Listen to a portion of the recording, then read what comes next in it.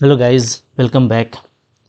तो यहाँ से अब हम लोगों का जो एक दो लेक्चर रहेगा वो काफ़ी इंपॉर्टेंट लेक्चर है, क्योंकि हम लोग बात करने वाले हैं डायगोनलाइजेबिलिटी ऑफ ए साइमेट्रिक मैट्रिक्स पे। ठीक है, इसके पहले मैंने आपको ये दिखाया कि किसी भी मैट्रिक्स का डायगोनलाइजेबिलिटी का मतलब क्या होता है, और हम लोग ये जानते हैं साइमेट्रिक मैट्रिक्स में कि इट इज़ ऑलवेज डायगोनलाइजेबल, यानी हम लोग किसी भी साइमेट्रिक मैट्रिक्स को एक डायगोनल मैट्रिक्स में बहुत ही ईजिली चेंज कर सकते हैं। ठीक है, अब ये लॉजिकली तो काफ़ी इजी है, अगर उसका आइगन वैल्यू पता चल जाए तो आप उसका डायगोनल मैट्रिक्स लिख सकते हैं। ठीक है, बट हम लोग प्रूफ करेंगे बाय सिमिलर ट्रांसफॉर्मेशन कि सिमिलर ट्रांसफॉर्मेशन से हम किसी भी मैट्रिक्स को डायगोनल फॉर्म में कैसे कन्वर्ट कर सकते हैं। ठीक है, तो एक तो वो डायरेक्टली यूजिंग सिमिलर ट्रांसफॉर्मेशन को हम लोग देखने वाले हैं। ठीक है, उसके बाद हमारा आगे का इसी में हम लोग ये देखेंगे ना कि सिर्फ वही एक तरीका नहीं है, उसको थोड़ा सा इजी किया जा सकता है in case of symmetric matrix. Symmetric matrix में हम जो है ऑर्थोगोनल जो हमारा आइगन वेक्टर्स होगा उसको हम ऑर्थोनॉर्मल फॉर्म में चेंज करके बहुत ही जल्दी जो है, ठीक है, उसको हम लोग चेंज कर पाएंगे डायगोनल मैट्रिक्स में, ये हम लोग देखेंगे। और इसमें दो तरह का केस हो सकता है, जो आपको आइगन वैल्यू मिल रहा है, हो सकता है वो डिस्टिंक्ट हो या हो सकता है वो अलाइक वाला केस हो। अगर डिस्टिंक्ट होता है तब तो काफ़ी इजी होता है ऑर्थोनॉर्मल में काम करना, लेकिन अगर अलाइक है तो उस केस में हमको ऑर्थोगोनल फॉर्म करना पड़ेगा। ठीक है, तो हम लोग उसके बारे में देखने वाले हैं। तो 1 to 1 यहाँ से थोड़ा ब्रीफ डिस्कशन होगा। ठीक है, लेकिन काफ़ी मज़ा आएगा, बहुत कुछ सीखने के लिए चीज़ें होंगी, सो आपको इसको लास्ट तक देखना है, क्योंकि इसमें बहुत तरह की बातें होने वाली है। जब हम लोग एक साइमेट्रिक मैट्रिक्स लेके चलेंगे तो डेफिनेटली उसका आइगन वैल्यू फाइंड करना, आइगन वेक्टर फाइंड आउट करना, और जो स्टेप्स है, ठीक है, पूरा करना, फिर उसको डायगोनल मैट्रिक्स में कन्वर्ट करना। तो एक कह सकते हो कि कभी कभार क्या होता है ना कि एग्ज़ाम में कुछ बड़ा प्रोजेक्ट मिल जाता है तो उसको लेकर के बच्चे थोड़ा घबरा जाते हैं, या उसमें स्पीड और एक्यूरेसी को मेंटेन नहीं कर पाते। तो वो मैं सारा करके आपको दिखाने वाला हूँ, सो दैट कि ये लेक्चर आपके लिए काफ़ी फ्रूटफुल रहने वाला है। ठीक है, तो चलो बिल्कुल क्विकली स्टार्ट करते हैं। और देखो, मैंने यहाँ पे एक क्वेश्चन ले लिया है, एक मैट्रिक्स है जो कि आपको दिख रहा होगा, डेफिनेटली एक साइमेट्रिक मैट्रिक्स है। ठीक है, और इस मैट्रिक्स को हम लोग डायगोनल मैट्रिक्स में चेंज करेंगे यूजिंग सिमिलर ट्रांसफॉर्मेशन। ठीक है, जब भी सिमिलर ट्रांसफॉर्मेशन का बात किया जाता है तो क्या होता है जी, तो इसमें ये होगा कि हमारा जो भी मैट्रिक्स ए है, ठीक है, तो हम लोग एक इन्वर्टिबल मैट्रिक्स लेकर के आएंगे। ओके, और डायगोनल मैट्रिक्स होगा। ठीक है, तो एम डी एम इन्वर्स ये हम जैसे ही करेंगे तो ये रिलेशन सेटिस्फाई करेगा, मतलब ये जो मैट्रिक्स आपका दिया हुआ है, ठीक है, तो इसका जो डायगोनल मैट्रिक्स बनेगा वो उस डायगोनल मैट्रिक्स के साथ हम एक मैट्रिक्स लेके आ पाएंगे, इन्वर्टिबल मैट्रिक्स, जो इस रिलेशन को सेटिस्फाई करेगा, और बहुत आसानी से हम लोग इस बात को प्रूफ करने वाले हैं। ठीक है, तो सबसे पहला जो यहाँ पे काम हो जाता है वो होता है आइगन वैल्यूज़ का फाइंड आउट करना। तो हम लोग सबसे पहले यहाँ पे eigen value then eigen vector find out करेंगे, और बारी बारी से हम लोग हर मैट्रिक्स को इंट्रोड्यूस करके इस रिलेशनशिप को प्रूफ करने वाले हैं। ठीक है, चलिए, तो आपको मैं बोलूँगा कि आइगन वैल्यू आइगन वेक्टर तो फाइंड आउट करने मैंने आपको कई बार सिखाया है, तो आप लग जाइए, देखिए कि आपसे किस स्पीड और एक्यूरेसी के साथ में इसका आइगन वैल्यू निकलता है। ठीक है, तो आइगन वैल्यू निकालने का बहुत सा तरीका है, बट मैं यहाँ पे सबसे जो अच्छा तरीका है कैरेक्टरिस्टिक पोलिनोमियल फाइंड आउट करने का, तो मैं यहाँ पे वो फाइंड आउट कर लेता हूँ। ठीक है, सबसे पहले चलिए स्टार्ट करते हैं हम लोग यहाँ पे। चलिए, तो क्या होगा जी, सबसे पहले मैं निकाल रहा हूँ characteristic polynomial of the matrix A. ठीक है, यहाँ से हमारा सॉल्यूशन स्टार्ट हो जाएगा। तो कैरेक्टरिस्टिक पोलिनोमियल ऑफ ए कैसे निकालते हैं, तो आपको पता है, इसको लेते हैं हम लोग ऐसे एक्स क्यूब, चूँकि ये 3 ऑर्डर का है तो एक्स क्यूब होगा, माइनस इसके बाद हमारा यहाँ पे क्या होता है, ट्रेस होता है ना, trace into x square. Okay, plus फिर हम लोग क्या करते हैं, हम लोग माइनर लेते हैं डायगोनल के अलॉन्ग में, जैसे A11 लेंगे। ठीक है, फिर हम लोग A22 लेंगे, A33 लेंगे। ठीक है, तो ये माइनर है डायगोनल एलिमेंट के अबाउट में, जैसे 6 का इस 5 का। ठीक है, तो ये लेंगे, x होगा और माइनस होगा क्या जी, लास्टली आपका determinant value of the matrix A. ठीक है, तो डिटर्मिनेंट वैल्यू को ले लेंगे और इक्वल टू 0। अच्छा, अगर कैरेक्टरिस्टिक इक्वेशन की बात करोगे तो इक्वल टू 0 होगा, और सिर्फ पोलिनोमियल की बात करोगे तो यहाँ पे 0 नहीं लेंगे। ठीक है, तो ये हमारा डिटर्मिनेंट वैल्यू है, शॉर्ट में हम लोग इसको ऐसे लिख सकते हैं कि it is just determinant A. Okay, चलिए अब सब कुछ निकाल लेते हैं। यहाँ पे देख लो क्या आता है, ये तो हमारा एक्स क्यूब है, minus trace that means sum of diagonal entries, तो ये यहाँ पे हमारा आ जा रहा है 17। Okay, x square.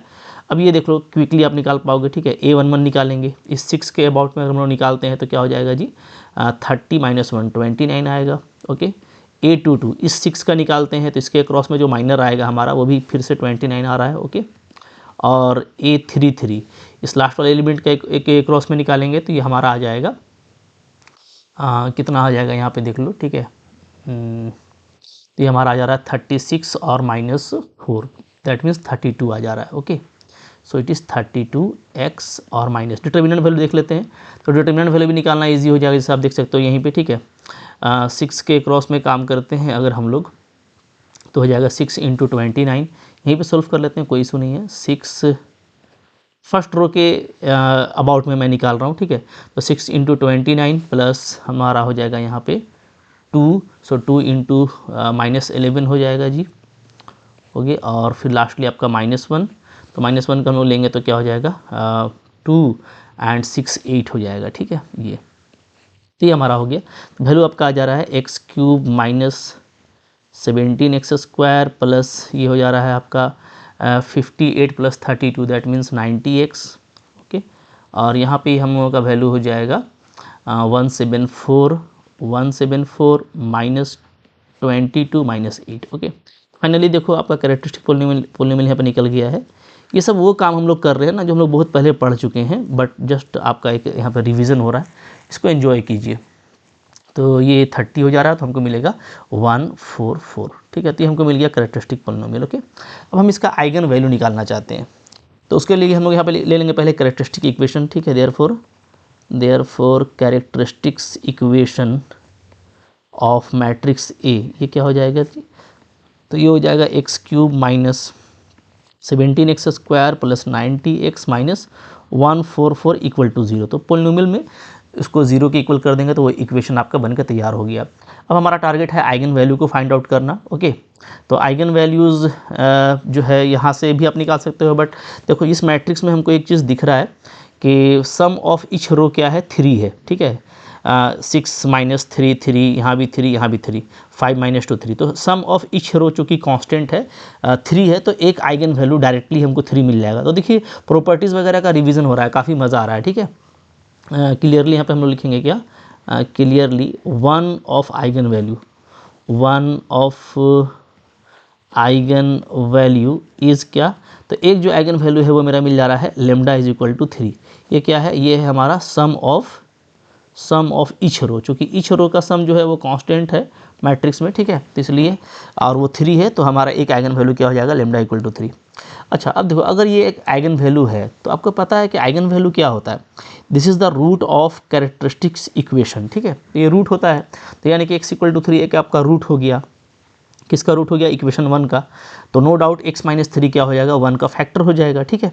इस वक्त हम लोग लिखेंगे नहीं सारी चीज़ों को चूँकि फिर लेंदी होगा, तो इसलिए हम लोग क्या करेंगे, डायरेक्टली x - 3 से इसको हम लोग डिवाइड कर देते हैं, ठीक है। तो आप रफली यहाँ पे डिवाइड कर सकते हो, x - 3 से इस पूरे इक्वेशन को डिवाइड कीजिए, x³ - 17x² + 90x - 144, ठीक है। इसको डिवाइड करते हैं जी। सबसे पहले हमारा क्या आएगा, x² आएगा, तो x³ - 3x² हो जाएगा ये, ओके। तो यहाँ पे वैल्यू हमारा आ रहा है माइनस प्लस, ये कैंसिल हो जाएगा, -14x² + 90x ये ले लेंगे, ओके। और -144, इसके बाद हमारा नेक्स्ट आएगा -14x, ओके। तो -14x² और प्लस हो जाएगा हमारा 42x, फिर यहाँ पे ये प्लस हो जाएगा, ये माइनस हो जाएगा, ठीक है। तो हमको यहाँ पे वैल्यू मिलेगा 48x और -144।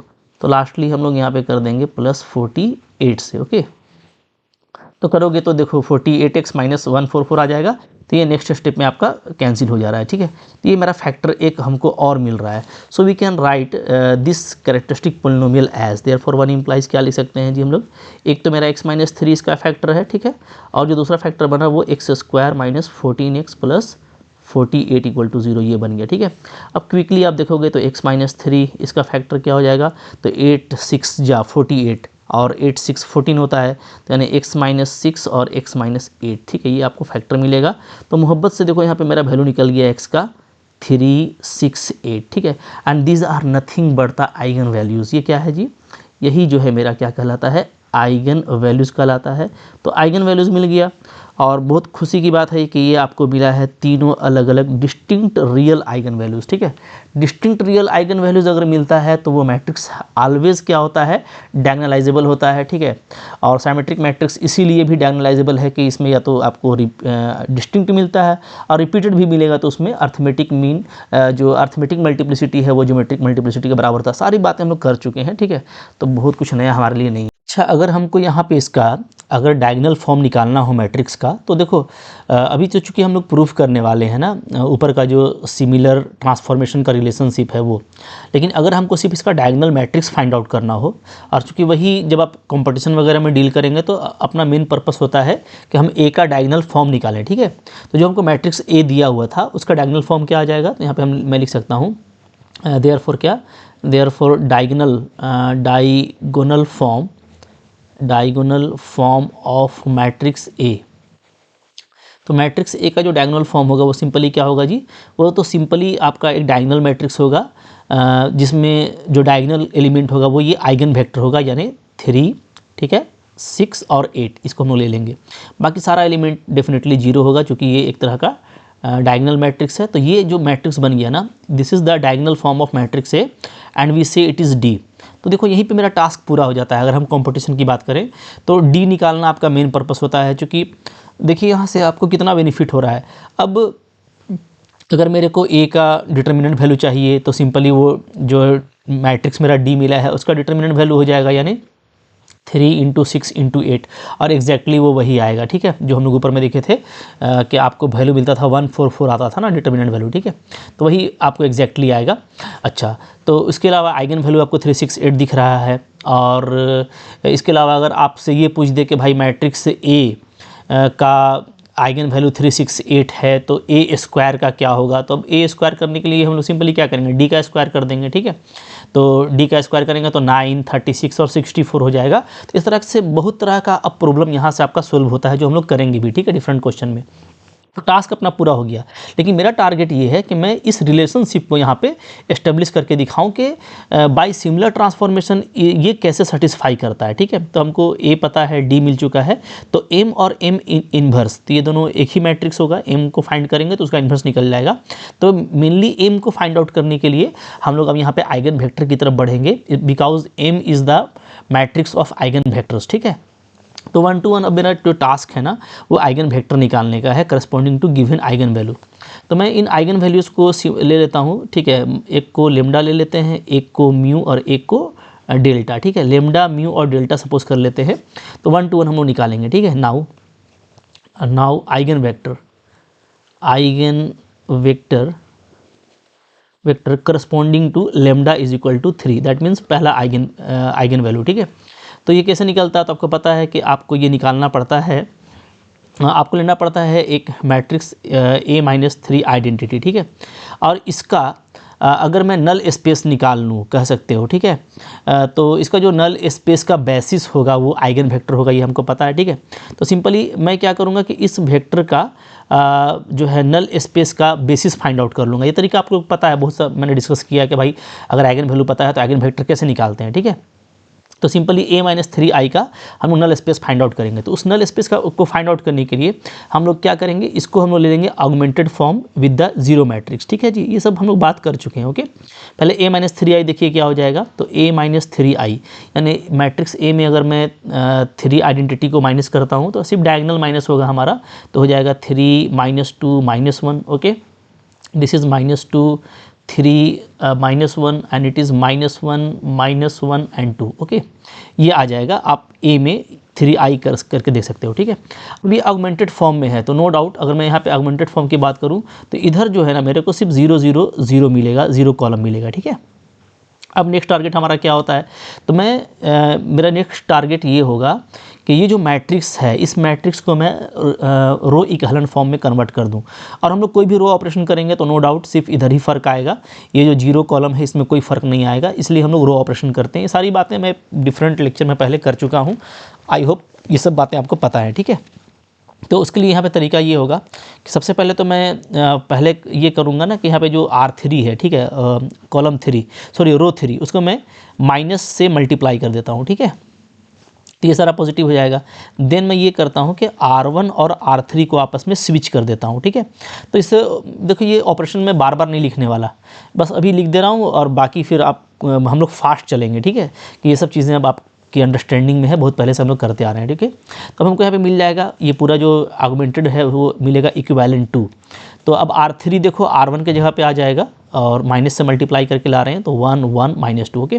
R2 एज इट इज़ है -2 3 -1 और R3 मेरा यहाँ पे आ जाएगा, चूँकि हम लोग R1 और R3 को स्विच किए हैं। अब इधर देखिए ऑलवेज 0 रहेगा, तो मैं इसको बार बार नहीं लिखने वाला, ठीक है। 0 0 का कॉलम होगा, उस पर कोई फ़र्क नहीं पड़ने वाला, ठीक है। अब इसके बाद क्या टारगेट है मेरा, तो रो इक्विवेलेंट फॉर्म में बदलने के लिए जैसे हमको दिख रहा है कि मेरा फर्स्ट जो रो है उसमें पिवोट कौन है, 1 है, ठीक है। तो उसके नीचे सारा 0 कीजिए, तो आपको पता है क्या करना है उसके लिए। उसके लिए हम लोग क्या करने वाले हैं जी, सिंपली हम लोग R2 को रिप्लेस कर देंगे R2 + 2R1, ओके, और कंसिक्वेंटली R3 को रिप्लेस कर देंगे R3 - 3R1, ठीक है। तो हमारा इक्विवेलेंट मैट्रिक्स क्या आ जाएगा नेक्स्ट, 1 1 -2, पहला रो तो वही रहेगा। सेकंड वाला आपका यहाँ पे आ जाएगा, देखो ये 0 हो जाएगा, ठीक, ये 5 एंड इट इज़ -5, ओके, ठीक है। अच्छा, फिर ये क्या आ जाएगा, ये आपका आ जाएगा 0, ये अगेन हम लोगों का हो जाएगा -2 -3 -5, ओके, और ये हम लोगों का हो जाएगा -1 एंड +6, सो इट इज़ 5, ये आ जा रहा है, ठीक है। अब ये मैं 0, ये अंडरस्टूड हर जगह चल रहा है, 0 कॉलम में नहीं लिख रहा, ठीक है। अब यहाँ पे लास्टली आप देख सकते हो कि मोहब्बत से एक आप और ऑपरेशन करेंगे, क्या करेंगे कि आप R3 को रिप्लेस कर देंगे R3 + R2, ओके। तब आपका ये क्या हो जाएगा जी, तो ये सिंपली मेरा हो जाएगा 1 1 -2, this is 0 5 -5 and it is 0 0 0, okay, ये हो जा रहा है। तो अब आप देखो ये आपका जो है ना रो इक्विवेलेंट फॉर्म में आ चुका है एंड वी हैव पिवोट्स। अगर आप देखिएगा तो पहले रो में ये पिवोट है, दूसरे रो में ये पिवोट है और तीसरे रो में कोई पिवोट हमको नहीं मिल रहा है। तो अब यहाँ से नल स्पेस का बेसिस फाइंड आउट करने का जो तरीका है वो ये है कि सिंपली मैं अगर वेक्टर को XYZ टपल में लेता हूँ, ठीक है, तो आप देख सकते हैं कि रो में पिवोट देखने के बाद जो नेक्स्ट स्टेप होता है वो ये कि हम लोग कॉलम वाइज पिवोट को ढूंढते हैं। तो फर्स्ट कॉलम में पिवोट है, सेकंड कॉलम में है, थर्ड कॉलम में कोई पिवोट नहीं मिल रहा है, ठीक है। यानी कि जेड यहाँ पे फ्री वेरिएबल है, तो हम लोग जेड को यहाँ पे क्या ले लेंगे, सिंपली सी ले लेंगे, कोई कांस्टेंट, ओके। जेड अगर जेड सी हो गया तो नीचे से बढ़ते हैं, तो जेड मेरा सी हो गया। अब ऊपर आओ तो ये सेकंड रो से आपका क्या बन जाएगा, कंसिक्वेंटली 5 को y से मल्टीप्लाई करेंगे, -5 को z से, तो रिलेशनशिप होगा 5y - 5z = 0, ओके, ठीक है। तो यहाँ से आप देखो y = z आ रहा है, नो डाउट, और z मेरा एक फिक्स फ्री वेरिएबल है, ठीक है, c है, तो ये आ गया। और ऊपर वाले से क्या आ जाएगा जी, ऊपर वाले से आ जाएगा हम लोग का फर्स्ट रो से आ जाएगा x + y - 2z = 0, सो x = 2z - y, ओके। अब आप देख सकते हो कि z और y आपस में बराबर है, तो फाइनली ये z ही आ रहा है, हाँ, मतलब कि y भी आपका c आ गया। अगर z मेरा c है तो y भी c और x भी c आ गया। तो यहाँ से जो हमको आइगन वेक्टर मिल रहा है, ठीक है, जो मेरा रिक्वायर्ड आइगन वेक्टर होगा, रिक्वायर्ड आइगन वेक्टर, ठीक है, ये क्या हो जाएगा जी, ये हो जाएगा V1 इसको बोलेंगे।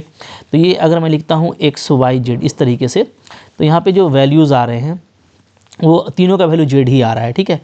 तो तीनों का वैल्यू C है, ऐसा कह सकते हो, ओके। तो C को बाहर कर देंगे, तो ये जो स्पैन हो रहा है ये वेक्टर 1 1 और 1 से हो रहा है, ऐसा हम लोग कह सकते हैं। तो V1 जो आपको मिलेगा, ठीक है, यहाँ पे जो V1 हमको वेक्टर मिलेगा, सिंस ये क्या हो रहा है, ये आपका पूरा नल स्पेस इससे स्पैन हो रहा है, तो यहाँ पे जो वेक्टर V1 होगा ना हमारा, वो क्या हो जाएगा जी, V1 आपका हो जाएगा 1 1 1, this is the first eigen vector corresponding to lambda = 3। इसी तरीके से हमको V2 और V3 निकालना है, थोड़ा सा फास्ट हो जाते हैं, ठीक है। तो नेक्स्ट अपना टारगेट है हमारा आइगन वेक्टर, ठीक है, करस्पॉन्डिंग टू लैम्डा = 6। दूसरा जो आइगन वैल्यू था वो हमारा लैम्डा = 6 था। यहाँ से काम कर लेते हैं जी, तो यहाँ से हम लोग लेंगे a - 6i को लेंगे आगमेंटेड 0 के साथ में, ठीक है। तो सिंपली a - 6i को लिखिए।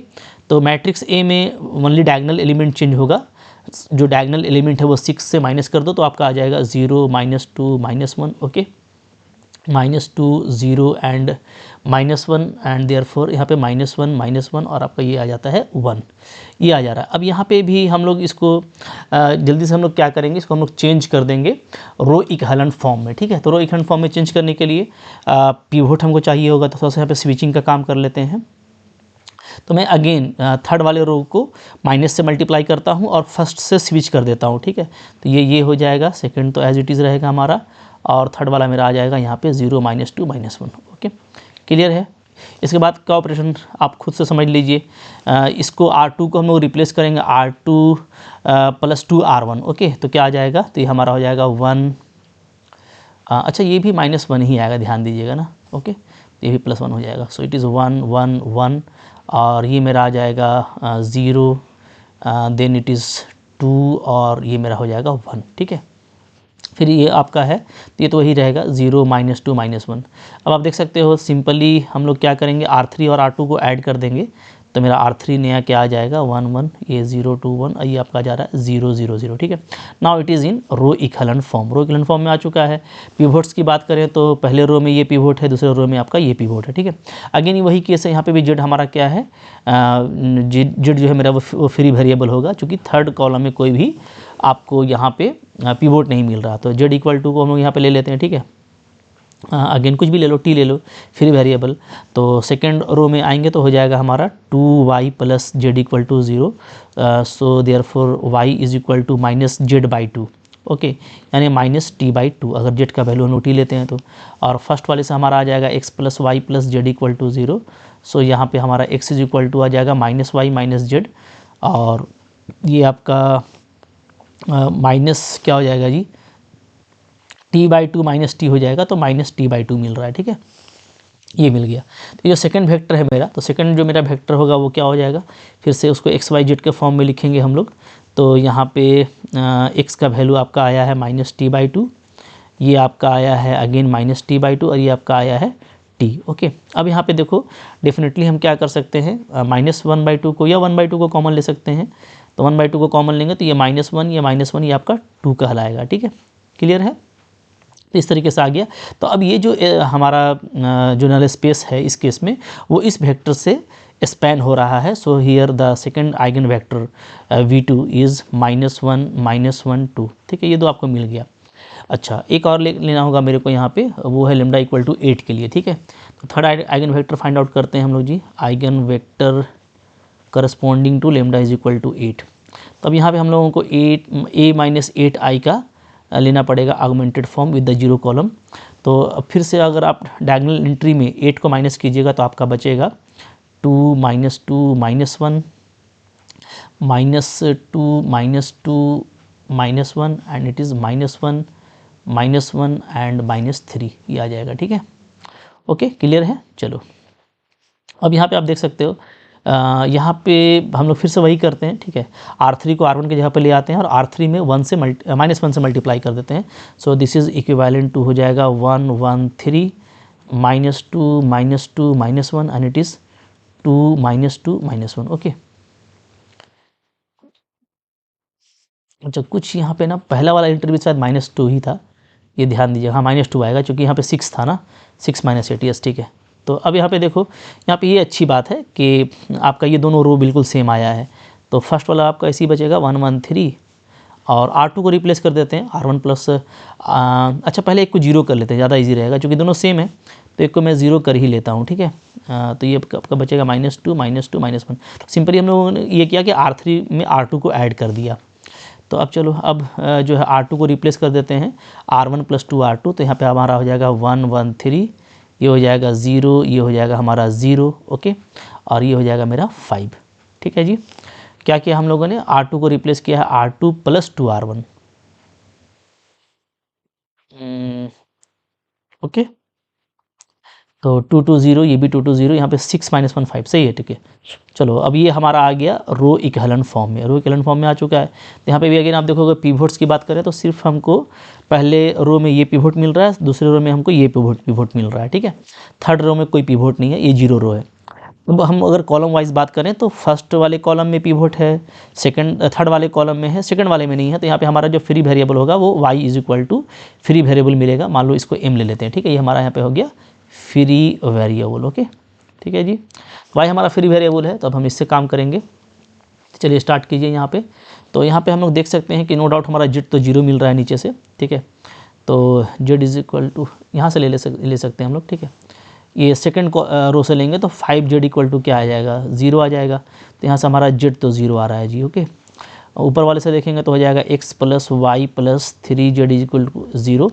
तो यहाँ से हमारा x का वैल्यू हो जाएगा -y, क्योंकि z तो आपका 0 है, तो और ये आपका हो जाएगा -m। ठीक है, तो इस केस में हमारा जो x y z का वैल्यू आ रहा है वेरिएबल्स का, वो आ जा रहा है जी, x है मेरा -m, y है मेरा m और z है मेरा 0। ठीक है, m को अगर मैं कॉमन ले लूँ तो आ जा रहा है -1 1 और 0।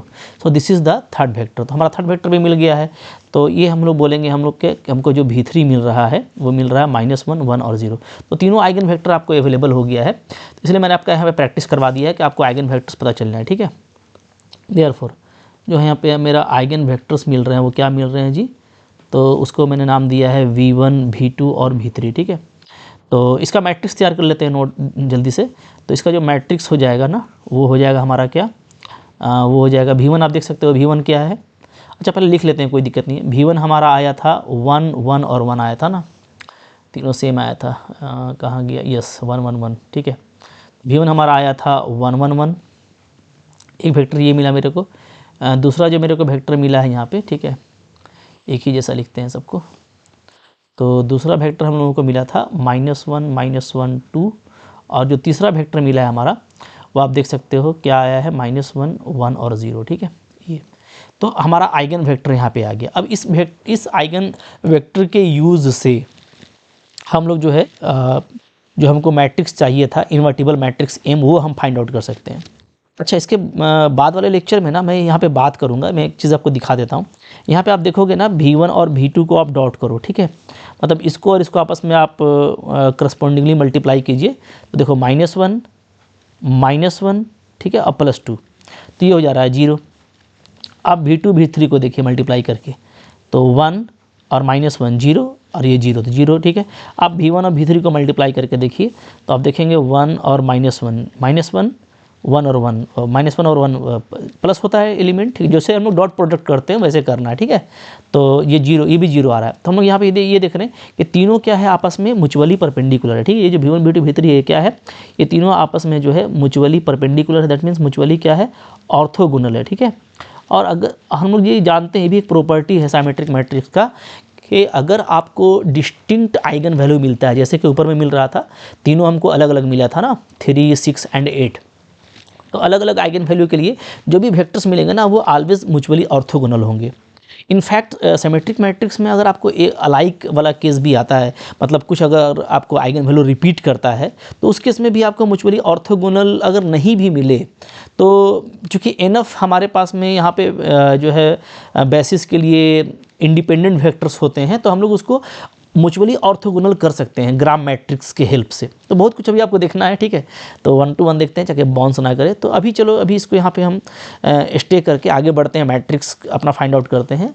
और अगले वाले लेक्चर में ये बात आएगी कि चूँकि ये ऑर्थोगोनल है, तो हम इसको, जो शुरू में मैंने आपको बोला था कि हम इसको ऑर्थोनॉर्मल की तरफ से अगर जाएंगे तो थोड़ा फास्ट हम यहाँ पर काम करके आपको दिखाने वाले हैं, थोड़ा वो भी आपको एक अच्छा टेक्निक है। ठीक है, तो देयरफॉर यहाँ पे मैट्रिक्स हम लोग ले लेते हैं।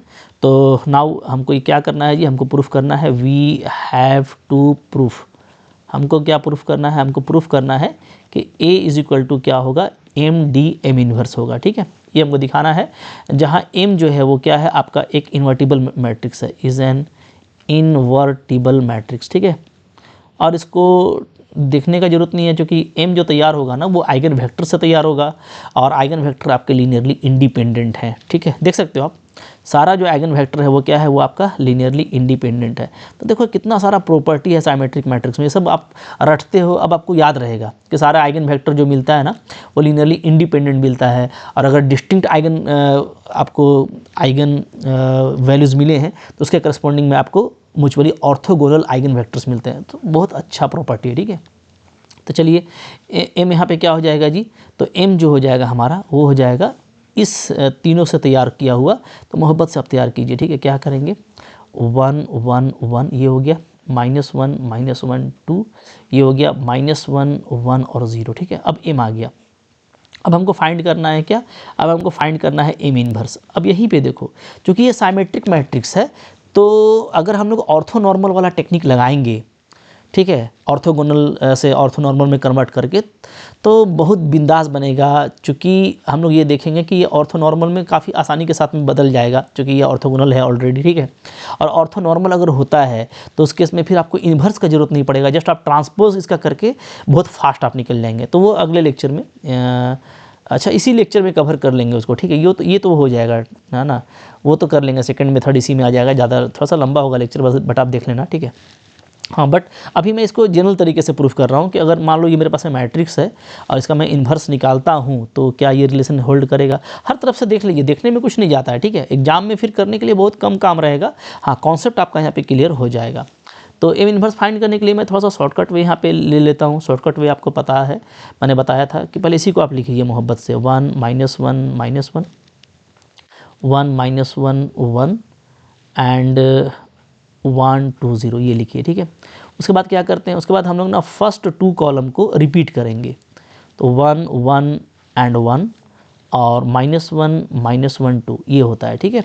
अब ये करने के बाद हम लोग फिर जो हम लोग का यहाँ पे क्या होता है कि फर्स्ट 2 रो को रिपीट करते हैं। ध्यान दीजिएगा, हाँ, फर्स्ट आपका 2 कॉलम रिपीट होता है, बताया हुआ है मैंने पहले इसको, इस लॉजिक को, ठीक है। फर्स्ट हमारा क्या होता है जी, 2 कॉलम्स, फर्स्ट 2 कॉलम्स यानी आपका वो C1 और C2, ठीक है। ये क्या होता है, ये हमारा रिपीट होता है, ठीक है, ये हमारा रिपीट होता है। और यहाँ पे जो है उसके बाद हम लोग फर्स्ट 2 रो को रिपीट करेंगे, तो ये आ जाएगा 1 -1 -1 1 -1 एंड इट इज़ 1 -1 1 1 -1, ठीक है। ये अब आपका काम ख़त्म हो गया। अब हम लोग को क्या करना है, अब हम लोगों को यहाँ पे ना कुछ को हटाना है। जैसे मैं आपको बता रहा हूँ, यहाँ पे फर्स्ट रो को अब हम लोग यहाँ पे हटा देंगे जी इधर से। जैसे हम लोग यहाँ से फर्स्ट कॉलम को हटा देंगे, ठीक है।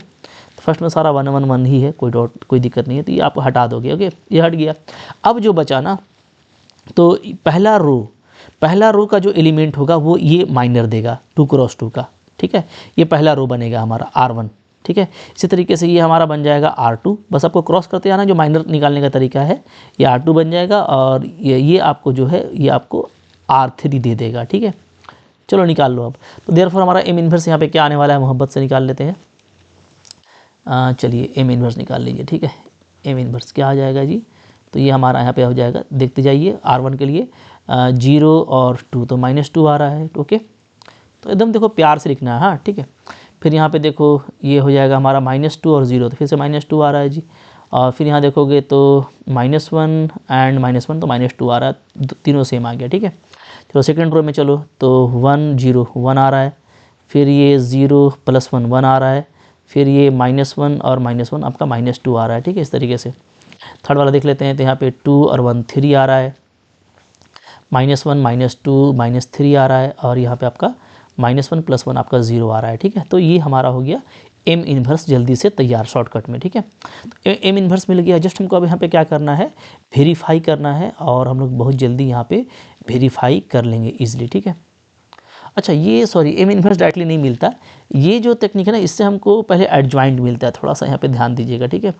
तो ये हमारा एडजॉइंट हो गया, क्या हो गया जी, ये हमारा हो गया एडजॉइंट ऑफ एम। अब हम एम इन्वर्स निकालने के लिए क्या करेंगे, तो हम डिटर्मिनेंट एम पहले निकाल लेते हैं, ठीक है। तो डिटर्मिनेंट एम आप देख सकते हो यहाँ पे, यहाँ से देख लो कि आपका डिटर्मिनेंट एम का वैल्यू क्या आता है, ओके।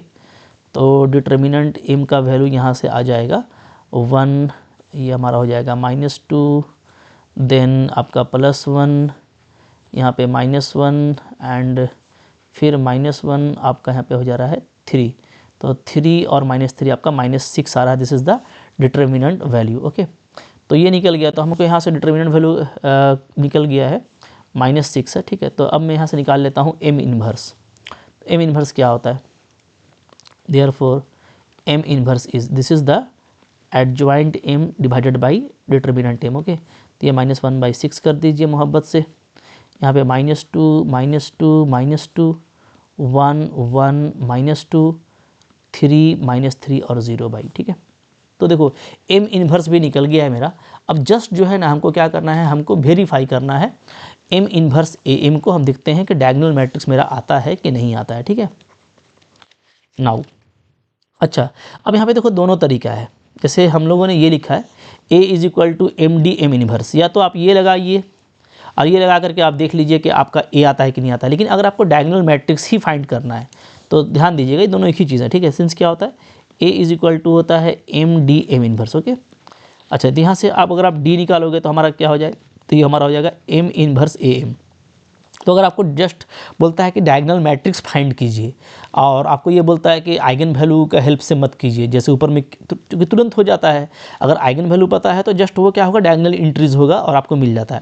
लेकिन अगर वो नहीं है, आपको ऐसे देखना है तो आप ऐसे निकाल सकते हो, आपको सारा फिगर आया हुआ है, आप जस्ट यहाँ पे इसको पुटअप कीजिए तो -1/6, ओके, ठीक है, क्लियर है। यहाँ पे हमारा मैट्रिक्स आ जाएगा जी M inverse -2 -2 -2 1 1 -2 3, this is 3 -3 and 0। फिर यहाँ पे ए, तो ए जो मेरा मैट्रिक्स है वो डाल दीजिए यहाँ पे 6 -2 -1, दिस इज -2 6 एंड 1 एंड, अच्छा ये -1 था ना, फिर -1 और 5, ये आपका ए हो गया, ओके। अब यहाँ पे एक m डालना है तो थोड़ा सा m को भी हम लोग यहाँ पे डाल देते हैं, ओके। तो क्या हो जाएगा, तो m जो मैट्रिक्स है मेरा, m तो आइगन वेक्टर से बना हुआ था तो उसको डाल दीजिए यहाँ पे, तो 1 1 1, फिर ये था -1 -1 2 और ये आपका है -1 1 और 0। बस इस प्रोडक्ट को आप निकालिए, एग्जैक्टली वही आएगा जो आपका डायगोनल मैट्रिक्स आया था, आप देख सकते हो, ठीक है। कर लेते हैं 1/6, चलिए मल्टीप्लाई कीजिए मोहब्बत से, यहाँ पे मल्टीप्लाई करेंगे भाई तो फर्स्ट रो को फर्स्ट कॉलम से कीजिएगा, ठीक है। तो आप देख सकते हो क्या आ रहा है यहाँ पे, -12 +4 एंड +2 -6, तो ओवरऑल आपका -6 आ रहा है, ठीक है पहला। फिर यहाँ पे देखो आप इससे मल्टीप्लाई करो तो ये भी आपका -6 ही बन रहा है। फिर इसमें करेंगे तो 2 2 4 एंड -10 -6 बन रहा है, ठीक है। चलो सेकंड रो का मल्टीप्लिकेशन करते हैं तो ये आपका आ जा रहा है 6, फिर इसमें करेंगे तो 6, फिर इसमें करेंगे तो हमारा 12 आ रहा है, ठीक है, ओके, -12। थर्ड वाला को कीजिए तो 3 से इसको करेंगे तो 18 6 आपका हो जा रहा है -24 हो जाएगा ना, +24। फिर यहाँ पे आपका आ जा रहा है -6 -18 -24 एंड इट इज़ आपका हो जाएगा 330, चलो 0 हो गया, ठीक है। तो ये आ गया, तो इन दोनों का मल्टीप्लिकेशन हो गया है। तो लास्टली हम इसको मल्टीप्लाई करेंगे, लास्ट वाला मैट्रिक्स को, वो क्या है 1 -1 -1 1 -1 1 1 2 0, इस मैट्रिक्स को, ठीक है। तो फाइनली मल्टीप्लाई कीजिए और देखिए क्या वैल्यू आपका आता है। तो हमारा यहाँ पे आ जा रहा है डायगोनल मैट्रिक्स 1/6, देखिए -6 को इस कॉलम में डालिएगा तो हो जाएगा माइनस, हमारा हो जा रहा है 18, ओके। और फिर इसमें डालेंगे तो कैंसिल हो करके हो जा रहा है 6 6 12 एंड -12 0, और यहाँ पे 6 6 0। इसमें मल्टीप्लाई करेंगे तो सेकंड रो को स्टार्ट करते हैं तो 6 6 12 और 12 0, यहाँ पे -6 -12 और 24, ठीक है। तो -36 आ जा रहा है जी। यहाँ पे देखोगे 0, यहाँ पे 24 24 और 0 24 0, फिर यहाँ पे आपका 0 और यहाँ पे हमारा -48 आ जा रहा है, ओके। देखो फाइनली 6 से डिवाइड कर दीजिए तो देखिए हमारा मैट्रिक्स आ रहा है। अच्छा ये -6 था ना, यहाँ पे माइनस है, ध्यान दो, यस। चलिए तो ये आपका आ जा रहा है 3 0 0, दिस इज 0 6 0 एंड 0 0 8। तो एग्जैक्टली देखो वही डायगोनल मैट्रिक्स है जो डायरेक्टली हमको आइगन वैल्यू से मिला था। तो मैं जस्ट यहाँ पे आपको प्रूफ करके दिखा रहा था, अदरवाइज मैंने आपको बताया कि ये काम तो आपको सिर्फ आइगन वैल्यू से ही हो सकता है। तो भाई यहाँ पे हम लोग कॉन्सेप्ट लर्निंग कर रहे हैं, और जब आप कॉन्सेप्ट लर्निंग करते हैं तो आपको बीच में ऐसी बहुत सारी चीज़ें मिलती हैं ना जो आपको एग्जाम में काम आती हैं, तो एक बार तो आपको देखना ही है, इसलिए ठीक है। अब ये मत बोलिएगा कि सर आप क्या करके दिखा दिए, भाई मैंने पहले ही बोला था, ओके। अच्छा लेकिन अब यहाँ पे वो ऑर्थोगोनल वाला, तो यहाँ पे चलो जल्दी से हम बात कर लेते हैं वो सेकंड जो हमारा धासु टेक्निक है उसका, ठीक है। तो यहाँ पे जो हमारा सेकंड है, सेकंड वे, ठीक है, किसके लिए, तो इसके लिए कि हम लोगों ने ये देखा था कि डी हमारा क्या है, एम इनवर्स ए एम है, इसको वेरीफाई करने के लिए, ठीक है, सेकंड वे, ओके। तो यहाँ पे इसको वेरीफाई करना है मेरे को, तो एम जो है ना, एम जो है वो आपका इन्वर्टिबल मैट्रिक्स है, ठीक है, जो कि आइगन वेक्टर से तैयार होता है V1 V2 और V3 से। तो जल्दी से आप फिर से यहाँ पे एम लिखिए। हम लोग एम लिखेंगे तो एम हमारा क्या था जी 1 1 1 -1 -1 2 एंड -1 1 0, ये था, ठीक है। तो ये हमारा हो गया। अब देखो यहाँ पे सिंस क्या है, यहाँ पे जो V1 V2 V3 है ये क्या है, ये आपका ऑर्थोगोनल है, R ऑर्थोगोनल, ठीक है, सब आपस में परपेंडिकुलर है, ऑर्थोगोनल है, तो मैं यहाँ पे इसको ऑर्थोनॉर्मल में चेंज कर सकता हूँ, ठीक है। ओके, तो अब ना ऑर्थोनॉर्मल में अगर हम चेंज करेंगे तो उसका क्या होगा, तो ऑर्थोनॉर्मल में करने के लिए क्या करना पड़ता है, तो हमको जस्ट जो इसका लेंथ है उससे हमको इसको डिवाइड करना पड़ता है, ठीक है। तो आपको पता है कि V1 को अगर मैं इसके नॉर्म से डिवाइड कर दूँ, ओके, इसी तरीके से मैं V2 को इसके नॉर्म से डिवाइड कर दूँ, मतलब इसके लेंथ से, और V3 को मैं इसके नॉर्म से डिवाइड कर दूँ यानी इसके लेंथ से, तो ये क्या हो जाएगा, ये आपका हो जाएगा ऑर्थो नॉर्मल हो जाएगा, ठीक है, ऑर्थो नॉर्मल। और अगर ये ऑर्थो नॉर्मल हो गया ना, ठीक है, अगर ये ऑर्थो नॉर्मल हो गया तो उस केस में क्या होगा, तो उस केस में क्या होता है, M इन्वर्स जो है वो जस्ट जो है वो ट्रांसपोज के इक्वल हो जाएगा, बड़ा ही धांसू रिजल्ट हो जाएगा ये, ठीक है। ओके, तो मैं आपको दिखाता हूँ यहाँ पे करके। तो अच्छा, ये नॉर्म से अगर हम लोग डिवाइड करेंगे तो जस्ट उसके लेंथ से डिवाइड हो जाएगा, तो देयरफॉर अगर मैं बोलूँ कि ऑर्थोनॉर्मल फॉर्म क्या आ जाएगा मैट्रिक्स M का, ठीक है, तो हम लोग ऐसा बोल सकते हैं orthonormal matrix, orthonormal matrix M। इस केस में क्या आ जाएगा जी, तो जस्ट क्या करना है, लेंथ से डिवाइड कर देना है, ठीक है। तो 1 1 1 ये V1 है, इसका लेंथ है क्या हो जाएगा, √3, तो हो जाएगा 1/√3, ये भी हो जाएगा 1/√3, ये भी हो जाएगा 1/√3, ठीक है। इसका हो जाएगा 1 1 और 4 6, तो ये हो जाएगा आपका -1/√6, दिस इज एल्सो -1/√6, ये आपका हो जाएगा 2/√6, ओके। और इसमें अगर आप करोगे तो √2 हो जाएगा, तो -1/√2 एंड इट इज़ 1/√2, तो जस्ट हमको इसका लेंथ से ये कर देना, तो ये हमारा आ गया ऑर्थोनॉर्मल मैट्रिक्स। अगर ये ऑर्थोनॉर्मल मैट्रिक्स है तो इस केस में क्या होगा जी, जो M इन्वर्स है जस्ट वो क्या हो जाएगा, M का ट्रांसपोज हो जाएगा। याद कीजिए ऑर्थोनॉर्मल मैट्रिक्स क्या होता है, अगर मैं बात करूँ तो हम लोगों ने पढ़ा हुआ है कि ऑर्थोनॉर्मल क्या होता है, A का ट्रांसपोज A ये आइडेंटिटी के बराबर होता है। और ये अगर रिलेशन है ऑर्थोनॉर्मल में तो नो डाउट A का ट्रांसपोज क्या होता है, A इन्वर्स के बराबर होता है, ये आप पढ़ चुके हो। तो अगर मेरा यहाँ पे M ऑर्थोनॉर्मल मैट्रिक्स बन जाता है तो उसमें हमको ये फ़ायदा होगा और हमको बड़ा बेनिफिट ये होगा कि अब हमको M इन्वर्स नहीं निकालना पड़ेगा, जस्ट हम इसका ट्रांसपोज करेंगे और हमको जो है इन्वर्स मिल जाएगा, ठीक है। तो अब यहाँ पे इन्वर्स निकालने के लिए हम लोग क्या करेंगे, हम लोग करेंगे देयरफॉर जस्ट इसका ट्रांसपोज निकाल लेंगे। तो ट्रांसपोज क्या आ जाएगा जी, तो ट्रांसपोज हमारा आ जाएगा, जस्ट आपको क्या करना है, रो को कॉलम में लिखना है, ठीक है। तो 1/√3 -1/√6, ओके, इस तरीके से हम लोग यहाँ पे लिख देंगे। फिर ये आपका हो जाएगा -1/√2, ये फर्स्ट हो गया रो। सेकेंड रो को यहाँ पे लिखिए 1/√3 -1/√6 एंड इट इज़ 1/√2, ओके। यहाँ पे आपका आ जाएगा थर्ड वाला, तो 1/√3 2/√6 एंड इट इज़ 0, ठीक है। तो ये आपका M ट्रांसपोज हो गया और यही आपका क्या है, M इन्वर्स है। तो अब देखो अब रिजल्ट कितना जल्दी वेरीफाई होता है, ठीक है। देयरफॉर मान लो मेरे को निकालना है A मैट्रिक्स, हाँ, तो किसी तरह से भी करो आपको वही आएगा। तो यहाँ पे क्या हो जाएगा हमारा M इन्वर्स होगा, जिसको हम क्या लिखेंगे, अब सिंपली लिखेंगे M ट्रांसपोज लिखेंगे, ठीक है। तो ये देखो सिमेट्रिक मैट्रिक्स का ब्यूटी है कि सिमेट्रिक मैट्रिक्स में जब आप आइगन वेक्टर का कोई मैट्रिक्स फाइंड आउट करेंगे तो वो क्या हो जाएगा जी, ऑर्थोगोनल होगा। नहीं होगा तो उसको मैं करके दिखाने वाला हूँ अगले लेक्चर में, जिसमें कि आपको जो है रिपीटेड आइगन वैल्यू का केस मिलता है, ठीक है। तो लेकिन यहाँ पे चूंकि डिफरेंट है तो आपको जो मैट्रिक्स मिलेगा वो क्या होगा, वो ऑर्थोगोनल होगा, जिसको आप ऑर्थोनॉर्मल में कन्वर्ट कर पाएंगे। और ऑर्थोनॉर्मल होने के बाद आपका फिर काफ़ी ईजी हो जाता है। आप देखो यहाँ पे वैल्यू डालो, ठीक है। M क्या है भाई, तो M मैट्रिक्स मेरा यहाँ पे ये है, ऑर्थोनॉर्मल है, 1/√3 एंड इट इज़ 1/√3, ठीक है। ये है मेरा -1/√6 एंड इट इज़ 2/√6, और यहाँ पे है मेरा -1/√2 1/√2 और 0, ये है, ठीक है। अब यहाँ पे डायगोनल मैट्रिक्स, तो डायगोनल मैट्रिक्स जैसा कि अगर आप चाहो तो आप डायगोनल भी निकाल सकते हो। डायगोनल निकालोगे तो आपको यहाँ पे वो M इन्वर्स AM लेना पड़ेगा, ठीक है। और डायगोनल अगर आपको पता है A निकालना है तो कैसे भी कर सकते हैं, तो मैं जस्ट वेरीफाई करके दिखा रहा हूँ। तो डायगोनल पता है हम लोगों को क्या है, 3 0 0। तो अब बोलोगे कि सर ये तो निकालना पड़ेगा, तो ये तो आइगन वैल्यू से भी निकल जाता है ना, तो कोई भी एक आपको पता चलना चाहिए, जस्ट हमको रिलेशन यहाँ पे वेरीफाई करना है, ठीक है।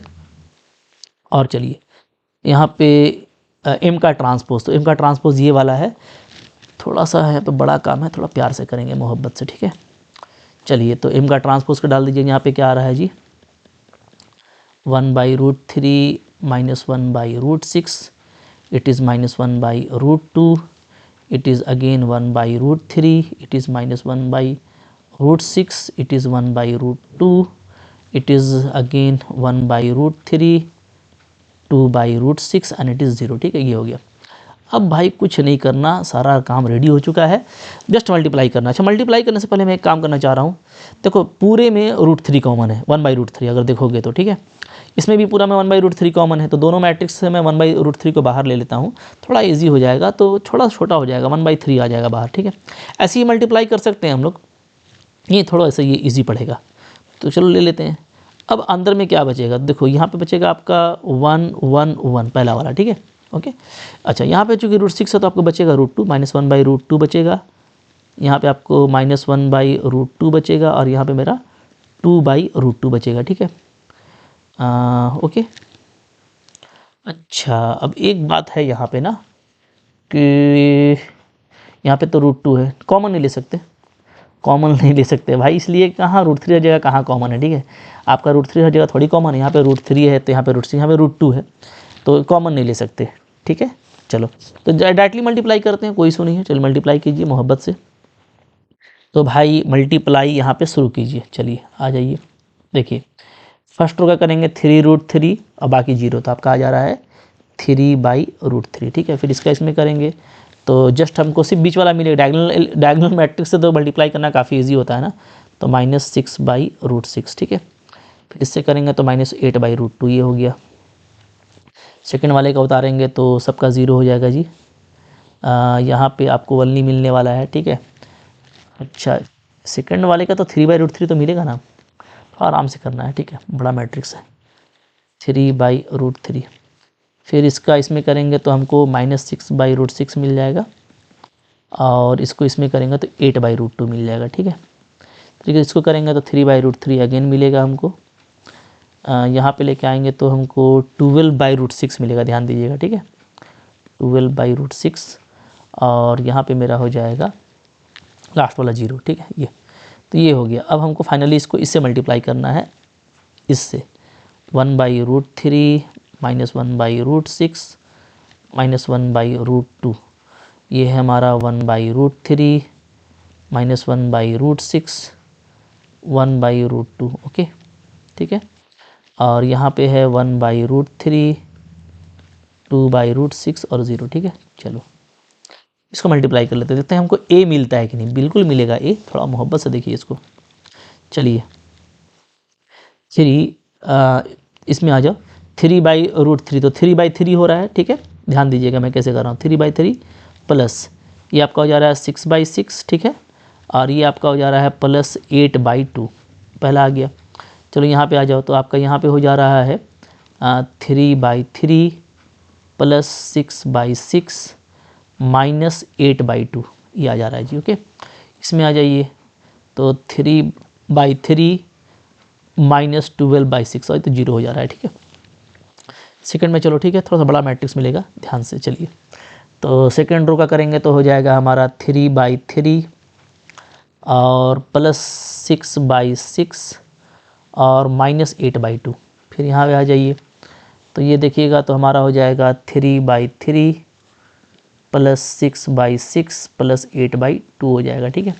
इसमें आओगे तो देखोगे 3 बाई 3 और माइनस 12 बाई 6 हो जाएगा, ओके। चलिए फिर यहाँ पे देखिए लास्ट वाला आपका तो 3 बाई 3 और माइनस 12 बाई 6, ये फिर यहाँ पे देख लीजिए तो ये आपका हो जाएगा 3 बाई 3 और माइनस 12 बाई 6। यस, ठीक है, दोनों में सेम ही आएगा, ठीक है। फिर ये 3 बाई 3 और 24 बाई 6 हो रहा है यहाँ पे, ओके, और एक तो 0 ही हो जाएगा। देखो अब मैट्रिक्स क्या आ रहा है आपका, तो यहाँ पे मैट्रिक्स देख लीजिए, मैट्रिक्स आपका मोहब्बत से आ रहा है। ये देखो ये है 1 ये 1 ये 4 1 1 4, यानी ये 6 मिल रहा है, ठीक है। ये 1 ये 1 ये 4 1 1 2 माइनस 4 माइनस 2 मिल रहा है। ये 1 माइनस 2, ये आपको माइनस 1 मिल रहा है, ठीक है। ये आपका 1 1 और माइनस 4, तो ये आपको माइनस 2 मिल रहा है। यहाँ पे 1 1 और 4, ये आपको 6 मिल रहा है, ठीक है, ओके। 1 माइनस 2 तो माइनस 1 मिल रहा है। फिर यहाँ पे देखोगे तो 1 माइनस 2 तो माइनस 1 मिल रहा है, ठीक है। 1 - 2 तो ये भी -1 मिल रहा है, और 1 + 4 तो आपको 5 मिल रहा है। तो भाई यही वो मैट्रिक्स है जिससे हमारा कहानी शुरू हुआ था। This is our matrix A, ठीक है। तो आप देख रहे हैं कितना मोहब्बत से यहाँ पे वेरीफाई हो रहा है, और बिल्कुल जो हमारा मैट्रिक्स ए था वो काफ़ी मोहब्बत से हमको मिल गया, और हमको यही प्रूफ करना था, तो हम लोग इसको लेके चले, हमारा ए आ गया। तो भाई यही था, मतलब किसी भी साइमेट्रिक मैट्रिक्स को आप डायगोनल मैट्रिक्स में चेंज कर सकते हैं, जिसको हम लोगों ने कन्फर्म किया using the similar transformation. And what the meaning of similar transformation? Similar transformation का मतलब होता है ये ट्रांसफॉर्मेशन लगा करके हम किसी भी मैट्रिक्स को, साइमेट्रिक मैट्रिक्स को डायगोनल फॉर्म में इजीली चेंज कर सकते हैं। So every symmetric matrix is diagonalisable, ये आपका कॉन्सेप्ट हो गया, ठीक है। अब यहाँ पे दो तरह की बातें आई, वो ये कि हम लोग डायगोनल मैट्रिक्स को डायरेक्टली फाइंड कर सकते हैं यूजिंग आइगन वैल्यू, ओके।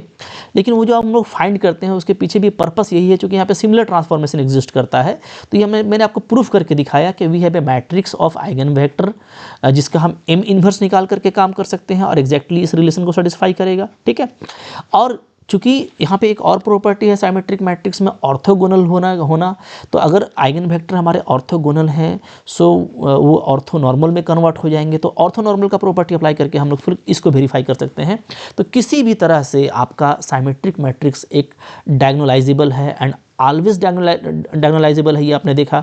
और मैं अगले लेक्चर में आपको दिखाऊंगा कि अगर रिपीटेड आइगन वैल्यू मिलता है, जिसमें आपको ऐसा हो सकता है कि स्टार्टिंग में आपको म्यूचुअली आइगन जो वेक्टर्स हैं वो ऑर्थोगोनल नहीं हो, तो ग्राम मैट्रिक्स का यूज़ करके हम लोग क्या कर सकते हैं, वहाँ पे ऑर्थोगोनल मैट्रिक्स ला सकते हैं। Because in symmetric matrix there be enough linearly independent vector to form a basis for the orthogonal matrix, ठीक है। तो भाई दिक्कत किसी तरह से नहीं है। तो आई होप आपने बहुत कुछ सीखा होगा, मैं ज़्यादा टाइम नहीं लेना चाहता आपको। बहुत कुछ आप लोगों ने गेन कर लिया है, दिमाग में बहुत सारी बातें आ गई हैं। डेफिनेटली आपको बहुत ही अच्छा लगा होगा। लाइक ज़रूर कीजिएगा, क्योंकि मैं मेहनत करता हूँ तो मुझको लगता है कि बच्चों को इससे फ़ायदा होना चाहिए, इसलिए मैं डिटेल में बताता हूँ। इसको ऐसे पढ़ने से ना, अगर आप लिंक करके एक कॉन्सेप्ट को दूसरे कॉन्सेप्ट से पढ़ेंगे ना, एग्ज़ाम में चाहे वो CSIR नेट का एग्ज़ाम हो, गेट का एग्ज़ाम हो, कोई भी बड़ा से बड़ा एग्ज़ाम हो, इजीली आप ऑप्शंस को एलिमिनेट कर पाओगे, ठीक है। क्योंकि वहाँ पे स्टेटमेंट ही दिया रहता है, ये सारी जो बातें होती हैं इनको ही पूछा जाता है, जो आप किए हुए नहीं रहते हो। तो सिर्फ मोटा मोटा रिजल्ट याद नहीं रखना, इन सबको भी देखना है। आई होप आपके लिए फ्रूटफुल रहा होगा। लाइक ज़रूर करना है, चैनल पर नए सब्सक्राइब करके 1 to 1 सारा कंटेंट लगा हुआ है, ठीक है। और बहुत ब्रीफ में पढ़ने के लिए, सिस्टमेटिक लर्निंग करने के लिए मैं सजेस्ट करता हूँ, मेरे ऐप पर चले जाइए। मेरा ऐप है MSc लर्न ऑनेस्टली, ठीक है। जो मेरा यूट्यूब चैनल का नाम है उसी से मेरा ऐप है, ठीक है, वही लोगो है। और यहाँ पे काफ़ी अच्छा कोर्स लगा हुआ है। आप PGT, TGT, CSIR NET, GATE, PGT का 2 तरह का आपको मिल जाता है, एडवांस और बेसिक, ठीक है। तो एडवांस तो CSIR नेट तक चला जाता है। तो बहुत तरह का कंटेंट वहाँ पे अवेलेबल है। मैं आपके डाउट्स लेता हूँ, PDF आपको मिलता है, ठीक है। टेस्ट सीरीज़ आपको मिलता है भाई, 1 to 1 सारा बहुत अच्छा फीडबैक है। और जब भी मैंने कोई प्रिपरेशन के लिए जो है टारगेट किया है, तो बहुत अच्छे बच्चों ने गोल किया। डेफिनेटली आपको ही फ़ायदा होगा। मिलते हैं अगले लेक्चर में, पढ़ते रहना, ठीक है। कोई दिक्कत है कमेंट कर सकते हो। Thank you very much.